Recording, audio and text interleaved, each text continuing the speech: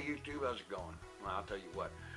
Yeah, I've got a couple of really great ideas. Actually, technically, I might say three. One is not one of them is not exactly what you'd call great or fantastic, but it's just sensible. It has to do with my tripod. As you probably noticed, the fireplace and whatnot and behind me appears to be at something of an angle. Now if I tilt the tripod like this, about 15 degrees to one side, it kind of straightens up. This means the tripod is not holding anything remotely vertical. So one of these days I have to see if I can squeeze out some money and buy myself a new tripod.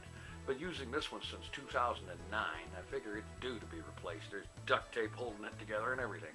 No wonder it's all flatulatedly wrong. Anyway, my great ideas. Two great ideas here.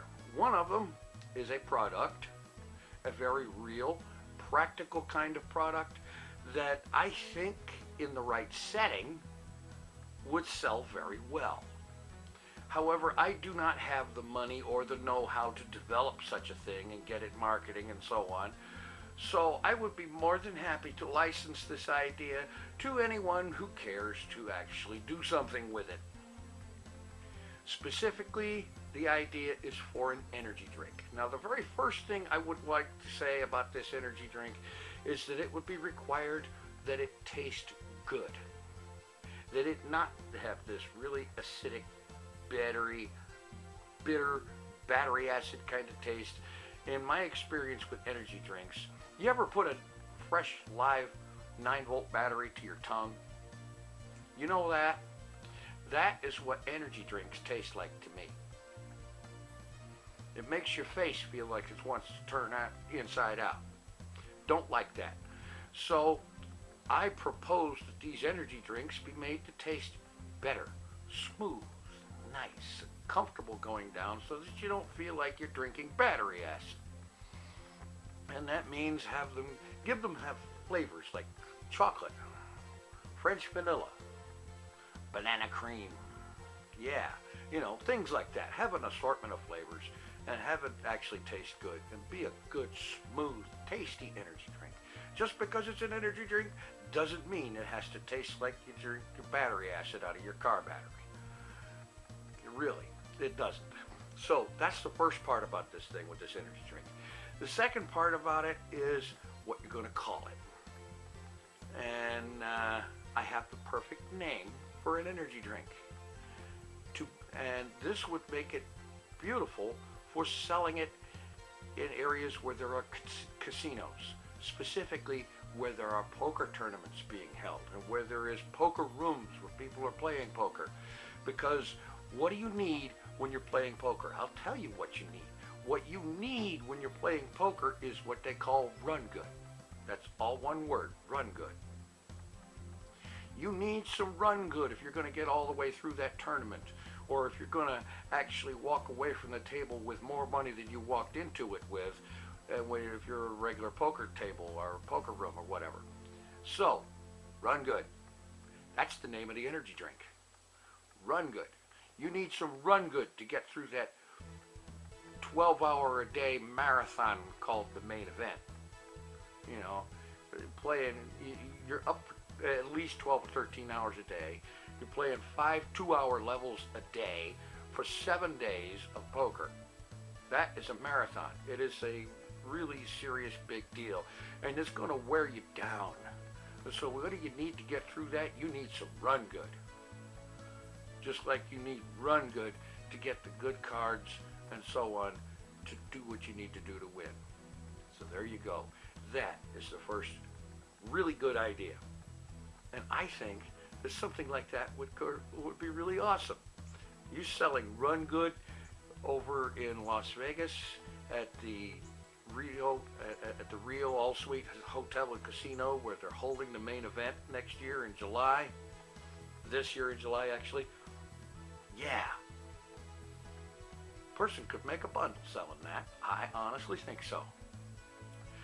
Second great idea, I have to admit this one is not necessarily as practical or even possible, but I still think it's a good idea. And that derives from, there's something I really hate doing about life. I really hate going to the bathroom. I don't want to go in there.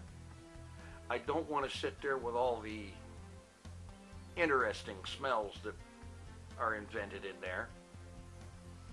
I certainly don't want to go anywhere near there when I'm going to be, when I am or am going to be or have just eaten. I mean, yeah, great way to lose the lunch that you just enjoyed. Yeah. So I thought of an interesting way to deal with the problem. You recall the transporter from Star Trek. Now how about this for an idea? This is assuming such a device actually existed, which of course we know it doesn't, but if it did, and you could make one that was really, really small, you implant the thing in the abdomen, and you set it up so that when the bowels become full and that unpleasantness needs to be dealt with, the transporter activates and beams the offending material away, far away.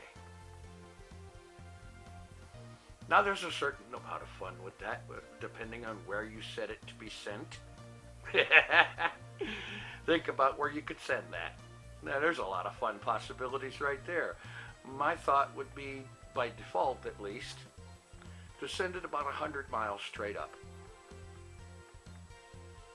Because sending something like that 100 miles straight up, it would never hit the ground. Of course, if it came into wide use, then you can just imagine the Earth as seen from space. Gradually, instead of looking blue, it looks brown. Because of all that crap in the atmosphere. You heard of a nuclear winter? How about that kind of winter? Okay, like I said, it's not very practical or even possible, but it's a fun thought. Thanks for watching. Take it easy. I'm out of